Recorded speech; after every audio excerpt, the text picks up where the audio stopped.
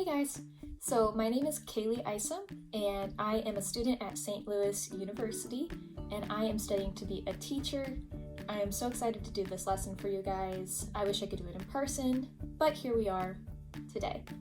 So today is actually Earth Day, so I wanted to do something kind of fun, and in the spirit of Earth Day, I wanted to talk to you guys a little bit about the environment. More specifically, I wanted to talk about how we as people affect the earth, just through our everyday lives, the good things, the bad things, what we can do to sort of minimize those negative impacts and create a smaller human footprint on the earth. So for what I have planned for you today, I'm going to go over a little bit about what it means to have a footprint on the earth, what we can do to make that a more positive thing. Then I'm going to take you on a little field trip to my favorite place in my hometown, and it's called Rock Springs Conservation District, and I'm really excited for that, so stay tuned for that. And then we're going to go through a little project that you guys are going to do, just to explore some community resources in your own hometowns. So to get us started, I have this little 5-question assessment that I'm going to put up in just a second, and I'd like you to pause your video and just answer those questions on a blank sheet of paper.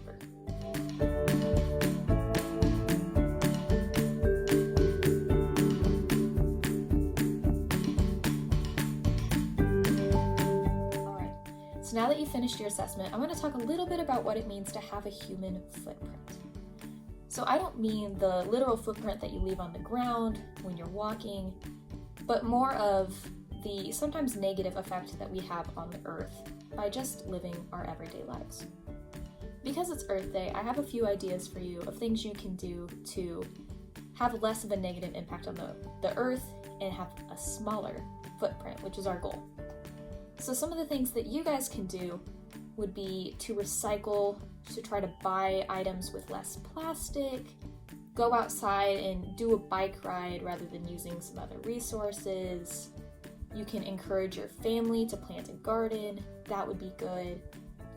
Make sure you're being cognizant and careful of the animals and the environment around you, not destroying anything, and just appreciating it.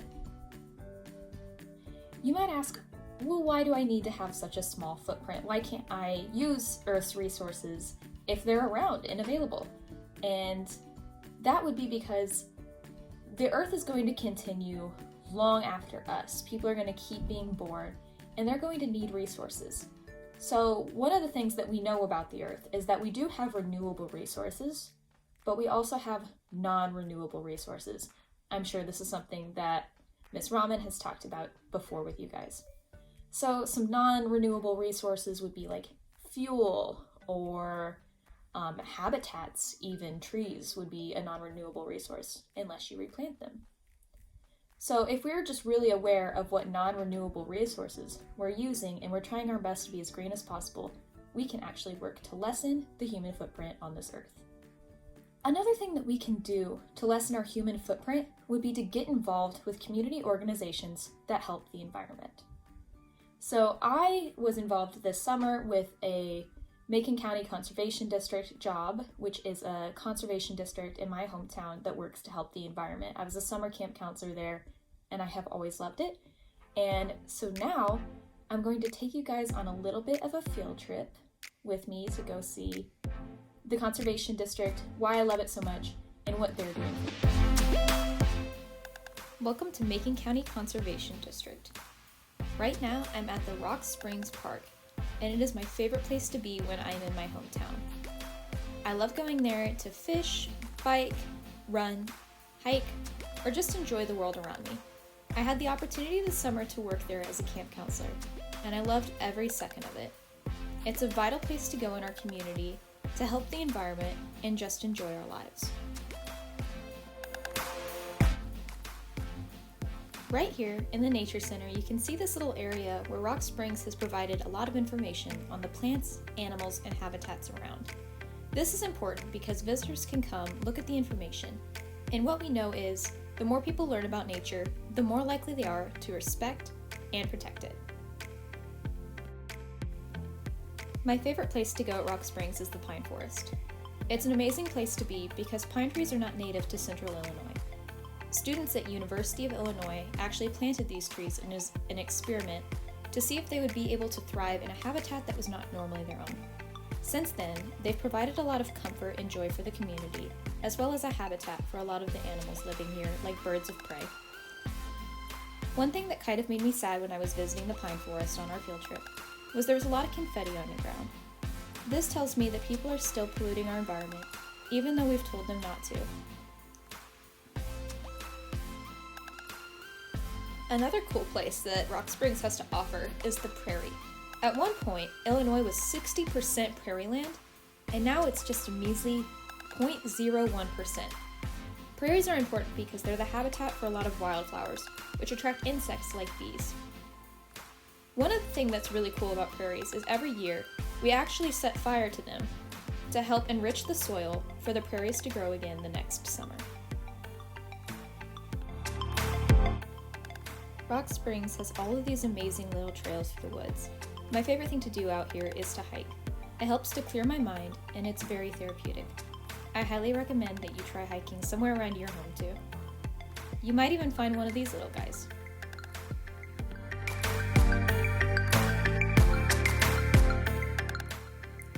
One thing I wanted to make sure I showed you guys was the Sangamon River that flows through Decatur and Rock Springs. Rivers are so important because they're habitats to animals like beavers and fish, and they almost act as a sort of highway system for nature. It allows animals to get from one habitat to another, so it's important that we keep them both clear and clean. In my hometown, we have problems with farming chemicals running off into this water, polluting them. In some hometowns, there's a lot of garbage that come and clog up these rivers. It's important that we all do our part to keep these clear and make sure we aren't polluting our waterways. The last thing I wanted to show you guys today was how Rock Springs is planting a lot of trees. Even though Rock Springs does so much for nature already, they're still planting trees to provide oxygen for the world around us, habitats for creatures, and increase biodiversity. I hope you guys enjoyed this field trip as much as I do. It's my favorite place to go, and I'm glad I was able to bring you along with me.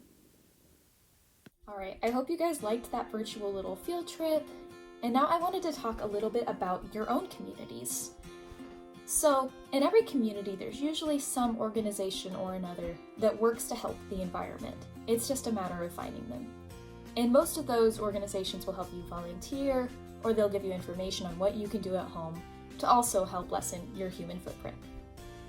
So I want you guys to work on a little bit of a project to explore these resources in your own community.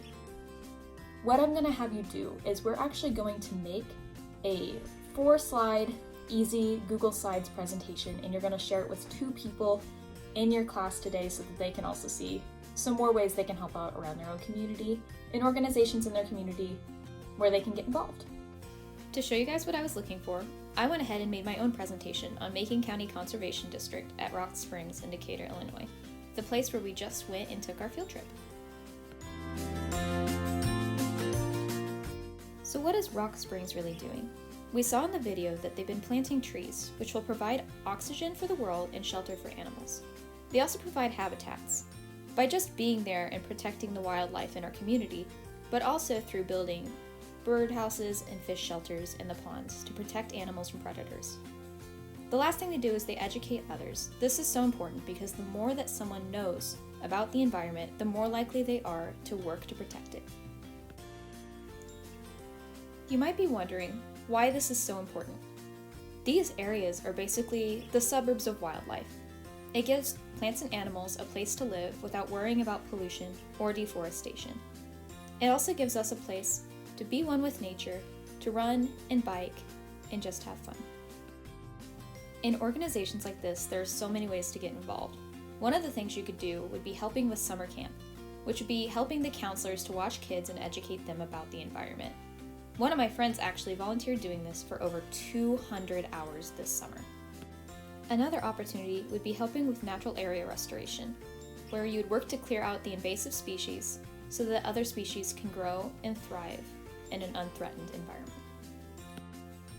I hope you enjoyed this presentation, and I hope it gives you a little bit more of an idea of what you could do in your own presentations and the things that you can share with your classmates. Alright, So I hope you enjoyed that PowerPoint presentation. I really enjoyed making it, and I hope you guys enjoy making yours too and watching your classmates. I've included a rubric in the description below for you guys to look at to see what I want you to put into your PowerPoints. And once you're done doing all of that, I want you to go back to the beginning of this video and just take that little 5-question assessment again and try to see if your answers have changed at all.